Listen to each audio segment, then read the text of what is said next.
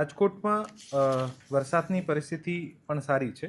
અત્યાર સુધીમાં 730 mmના સમક્ષ 620 mm વરસાદ થઈ ગયો છે અને આપણા જિલ્લાના તમામ તાલુકાઓમાં સારું અને એવરેજ વરસાદ થયું છે.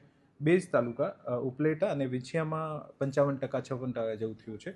બાકી પડદરીમાં 74%, રાજકોટ તાલુકામાં 90%, લોધિકામાં 91%, કોટડા સાંગાણીમાં 73%, જસદણમાં 61%, ગોંડલમાં 105%, જામકંડોરણામાં 112%, ધોરાજીમાં 101% અને જેતપુરમાં 102% 102% થયું છે. આમ જિલ્લામાં વરસાદની પરિસ્થિતિ સારી છે. જિલ્લાના તમામ 27 ડેમમાંથી 14 ડેમ જે છે આ 100% ભરાઈ ગયા છે અને બાકીના ડેમ પણ લગભગ 70-80% અને અલગ અલગ જુદાના જલસ્તરના મુજબ છે. તમામ ડેમો જે છે આ 89% સુધી જિલ્લામાં ભરાઈ ગયા છે, જેથી વરસાદની પરિસ્થિતિ અને ઇરિગેશનના પોઈન્ટ ઓફ વ્યૂથી પણ પરિસ્થિતિ સારી છે. એટલે પાણી જળ સંકટ રાજકોટ જિલ્લાનું હળવું થઈ ગયું કહી શકાય.